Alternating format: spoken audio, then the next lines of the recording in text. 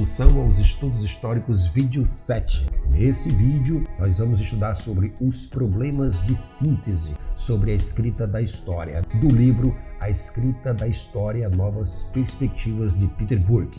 É interessante que você assista aos outros vídeos que estão aqui na descrição abaixo sobre o livro A Escrita da História, onde nós tratamos de outros conceitos para que o vídeo não ficasse muito longo. Espero que vocês gostem, se inscreva no canal, dê um like, compartilhe com seus amigos, deixe um comentário e vamos para o vídeo.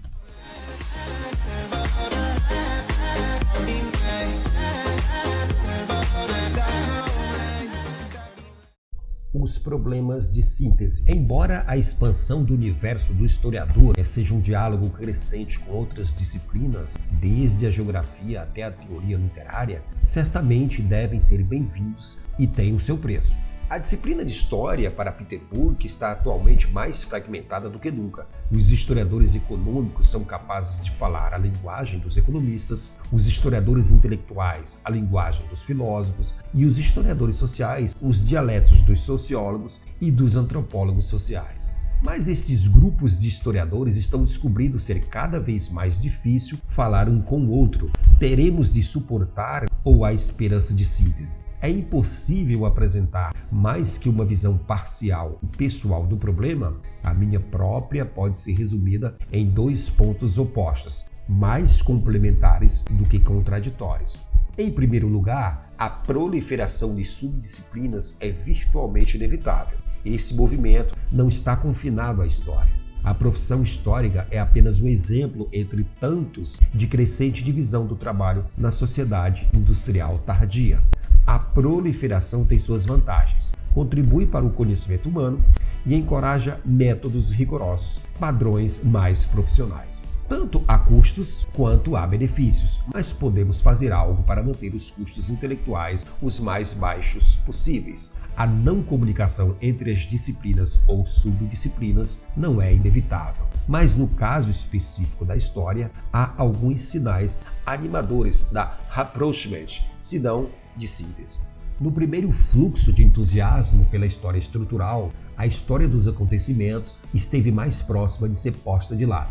De maneira similar, a descoberta da história social foi às vezes associada a um desprezo pela história política, uma inversão do conceito dos historiadores políticos tradicionais. Novos campos como a história das mulheres, a história da cultura popular, foram às vezes tratados como se fossem independentes ou mesmo opostos da história da cultura erudita da história dos homens. O início da aproximação entre as fronteiras históricas, a microhistória e a história da vida cotidiana foram reações contra os estudos das grandes tendências sociais, a sociedade sem uma face humana.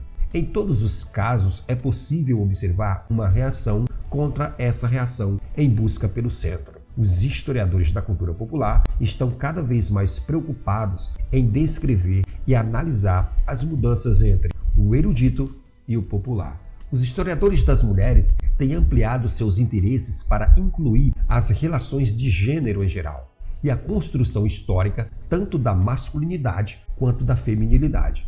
A oposição entre a história dos acontecimentos e a história das estruturas está sendo substituída por um interesse por seu interrelacionamento. E alguns historiadores estão experimentando formas narrativas de análise ou formas analíticas de narrativas. A dissolução gradual das fronteiras históricas.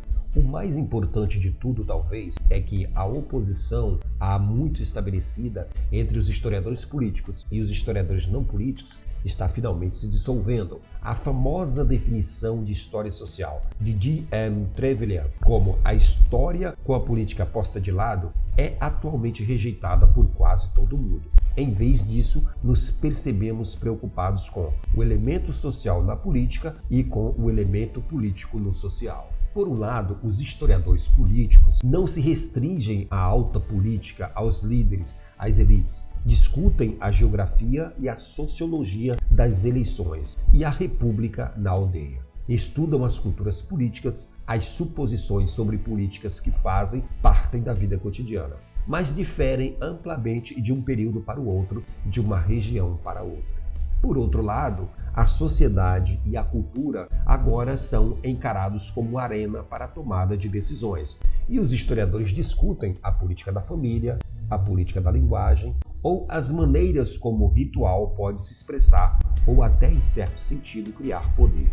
O historiador americano Michael Kamen pode bem estar certo em sua sugestão de que o conceito de cultura, em seu sentido antropológico, pode servir como base possível para a reintegração de diferentes abordagens à história. Podemos concluir, portanto, que ainda estaremos a uma longa distância da história total defendida por Braudel.